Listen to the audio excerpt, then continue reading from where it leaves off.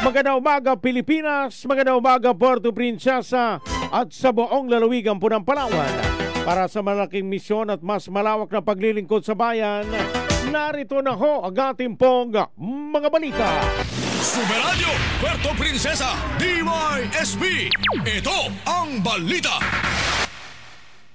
Ayon ho sa Regional Weather Forecast ng Pag-asa Visayas PRSD mga kapuso,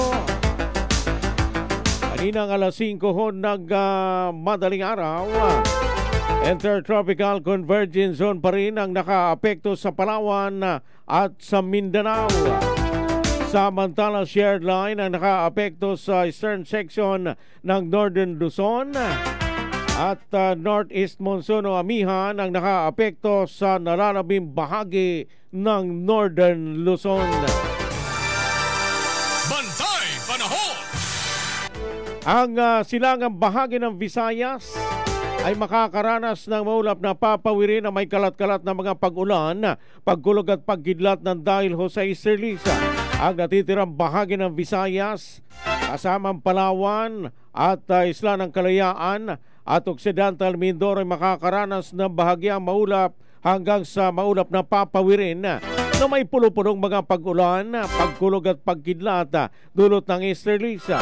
Ang silangang bahagi ng Visayas, Palawan, kasamang Isla ng Kalayaan at Occidental Mindoro ay makakaranas ng katamtaman hanggang sa malakas na hangin mula sa hilagang silangan na may katamtaman hanggang sa maalon na karagatan. Ang natitirang bahagi ng Visayas ay makakaranas ng mahina hanggang sa katamtaman na hangin mula sa hilagang silangan hanggang hilaga na may mahina hanggang sa katamtaman ng pag-alon, mga kapuso. Bantay Panahon!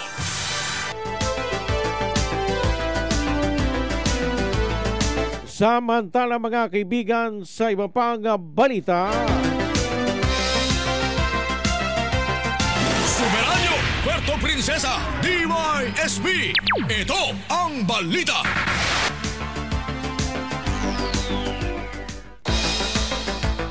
BIFAR Mimaropa, binalaan muli mga mandaragat at mangingisda na inaasang pagbagsak ng debris ng rocket ng China mamayang gabi sa karagatan ho ng Palawan. Super Radio Local News. Alamin ho natin ang detalye ng balitang yan, si Super June Vicer Bantaculo. Sa detalye ng balita, pasok! Super June. Resources o BIFAR Mimaropa ang mga mangingisda at mandaragata kaugnay sa pag-iwas munang pumalaot sa karagatang sakop ng Palawan at Puerto Princesa na tinukoy bilang draft zone ng ilulunsad na March 3B rocket ng People's Republic of China ngayong Biyernes, November 21, 2025 sa pagitan ng alas 6:50 hanggang alas 7:32 mamayang gabi. Sa inilabas na paalala ng BIFAR, inaasahan ang ilang bahagi o debris ng nasabing rocket ay maaring bumagsak sa loob ng mga tinukoy na drop zones na humigit kumulang 102 nautical miles ang layo mula sa Puerto Princesa at 108 nautical miles mula sa Quezon, Palawan. Ayon sa BIFAR, walang inaasang pagbagsak ng debris sa kalupaan ng Palawan. Subalit maaari itong maging delikado para sa mga dumadaang sasakyang pandagat sa nasabing mga lugar dahil posible ring lumutang ang ilang debris at maanod papunta sa mga baybayin. Pinapaalalahanan ng publiko na huwag lalapitan o hahawakan ng mga ito dahil maaring taglay ng mga debris ang mga nakakalasong kemikal gaya ng rocket fuel. Ako, si June Vicer Bantaculo ng GMA Super Radio Palawan. Dapat totoo. Alas 5:51 ng umaga. Samantala mga kaibigan, si iba pang balita, mga miyembro ng Executive Committee ng DepEd binisita mga paaralan sa lungsod ng Puerto Princesa. Super Radio Local News. Alamin ho natin ang detalye ng balitang yan, si Super Wilmar Abrea sa balita Pasok! Nagatungo sa iba't ibang mga eskwelahan sa lungsod ng Puerto Princesa ang Executive Committee ng Department of Education. Kinumusta ng mga opisyal ang kalagayan ng mga guro at mag-aaral matapos ang mga nagdaang bagyo at inalam ang mga pangangailangan na maaring ibigay ng DepEd. Kabilang sa mga binisitang paaralan ay ang Iwahig Arts Learning Center, Puerto Princesa City National Science High School, Matahimig Bukana Elementary School, Santa Monica Elementary School, Puerto Princesa Pilot Elementary School, Bakunga National High School, Aplaya Elementary School at Francisco Ubay Memorial Elementary School. Ayon naman kay Principal Mary Hope Gabinete ng Pilot Elementary School na isa sa paaralang binisita ng Executive Committee, kabilang nga umano sa tiningnan ng mga Undersecretary at Assistant Secretary ng DepEd sa kanilang pagtungo ay ang mga challenges at mga issue at concern na kinakaharap ng mga paaralan katulad ng kung sa kakulangan ng silid-aralan, gayon din ang implementasyon ng curriculum at aral program o ang academic recovery program ng pamahalaan. Ako, si Wilmar Abrena, GMA Super Radio Palawan, dapat totoo. Ang balitang ito ay inihatid sa inyo ng Tanduay Light, gaan ng may kasama. Mga kaibigan, kayo ho'y patuloy pong nakikinig sa Super Balita sa Umaga numero 2. Kayo'y nakikinig sa Super Balita sa Umaga. Samantala sa iba pang balita, Philippine Coast Guard nag-abiso sa mga mangingisda na naglalayag sa karagatang sakop ng Cuyo at Coron, Palawan kaugnay sa sinasagawang pagsasaayos ng fiber optic backbone network. Super Radio Local News. Alamin ho natin ang detalye ng balitang yan. Muling bumabalik si Super June Vicer Bantacudo sa detalye ng balita. Pasok! Nag-abiso ang Philippine Coast Guard sa lahat ng mga mangingisda at mga naglalayag sa karagatang sakop ng Coron at Cuyo, Palawan na mag-ingat sa isinasagawang fiber optic backbone network na nagsimula noong November 17 hanggang 25, 2025. Ayon sa Navigational Warning number 419-2025 ng Coast Guard Station Northeastern Palawan, patuloy umano ang cable repair gamit ang foreign flag vessel na cable retriever. Nagbabala ang PCG sa mga operator ng bangka na umiwas sa nasabing lugar at mag-ingat upang maiwasan ang anumang disgrasya. Ako, si June Vicer Bantaculo ng GMA Super Radio Palawan, dapat totoo. Samantala mga kaibigan, pagbibigay ng allowance ng senior citizen at PWD ipadaan sa ATM ilang beses naman nung ipinanukala sa City Council. Subalit hindi makalusot dahil sa pagtutol na rin ng samahan ng mga senior citizen. Super Radio Local News. At ganoon din, tumututol din ang mga PWD.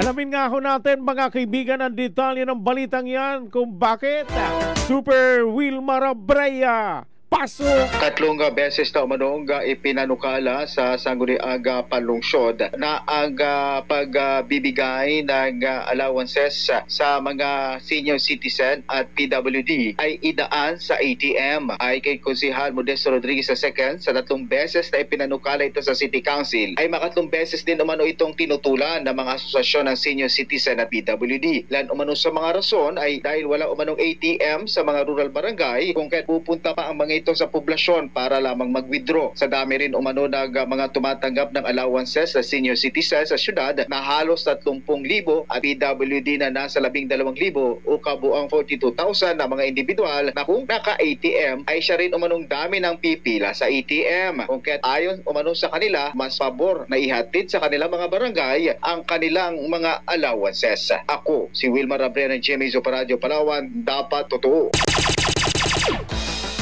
Ayun palang dahilan. Samantala mga kaibigan, puntahan po natin ang balita mula sa Gusaling Kapitolyo. Ekonomiya ng Palawan, tinalakay ni Governor Amy Alvarez sa pagpupulong sa pagitan ng mga kawani ng Australian Embassy, mga kapuso. Super Radio Local News. Sa detalye ng balitang yan, si Super June Vicer Bantacudo sa detalye ng balita. Paso! Nakipagpulong si Governor Amir Roa Alvarez sa mga kawani ng Australian Embassy in the Philippines sa gusaling Kapitolyo upang talakayin ang ekonomiya ng Palawan. Layunin ng pagpupulong na para kasi ng paglago ng ekonomiya at maitaguyod ang maayos sa kalakalan at pamumuhunan tungo sa pag-ulan ng bawat mamamayan sa Palawan sa tulong umano ng Australian Government.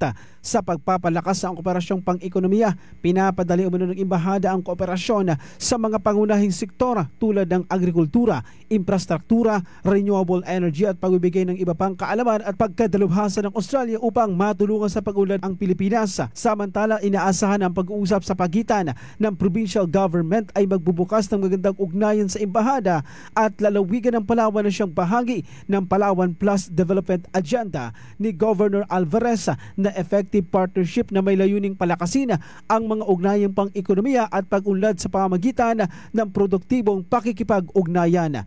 Ako si John Vicer Bantakulo ng GMA Super Radio Palawan. Dapat totoo.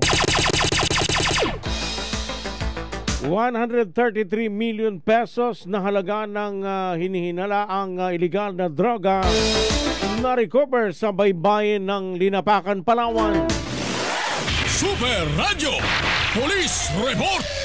Alamin ho natin ang detalye ng balitang yan si Super Kenneth Calumbrez sa detalye ng balita. Paso! Na-recover ng mga otoridad ang tinatayang nasa 133 milyon na halaga ng hinihinalang cocaine sa dalampasigan ng Sitio Calenday, Barangay Morayog-Guruyog, Linapakan, Palawan. Ayon sa Linapakan Municipal Police Station, nakatanggap sila ng tawag mula sa isang residente na kilalang si Benjo. Kaugnay sa bricks na napadpad sa baybayin, agad naman silang responde sa lugar kung saan bumungad sa kanila ang ilang bricks na binalot ng itim tape at may markang stone. Sa paunang pagsusuri, ang naglalaman nito ay hinihinalang cocaine na tumitimbang na higit kumulang 25,210 grams at may tinatayang halagang 133,613,000 pesos. Kasalukuyang nasa kustodiya na ng Palawan Provincial Forensic Unit ang mga nakumpisgang droga at natakdang isang guni sa PDEA Palawan para sa kaukulang disposisyon. Ako si Kenneth Calumbrez ng GMA Super Radio Palawan. Dapat totoo.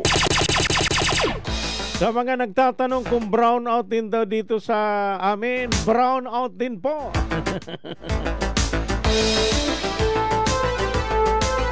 Mabanggit ko pa nga lang na nag-brownout sa San Jose, Santa Monica, biglang brownout na rin dito sa may bahagi ho ng San Manuel. Samantala mga kaibigan, sa iba pang balita, ikatlong Katala Fiesta ipinagdiwang sa lungsod ng Puerto Princesa. Super Radio Local News. Alamin ho natin ang detalye ng balitang yan si Super Wilmar Abreya.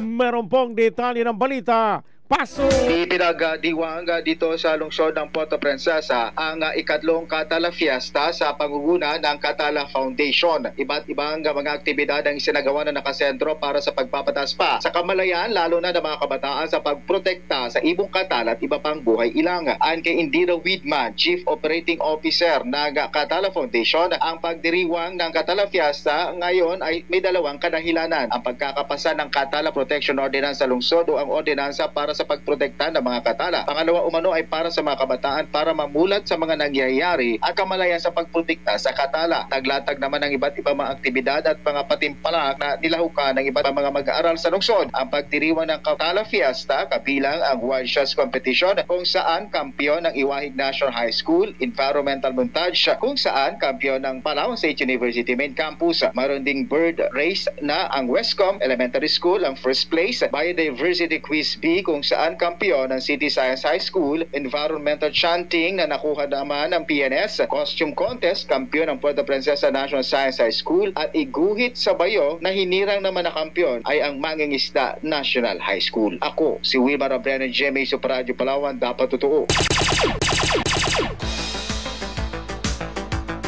Isang wanted, pinaghahanap po ng batas sa kasong rape at estapa. Arestado ng mga otoridad sa bayan ng Batara sa Palawan.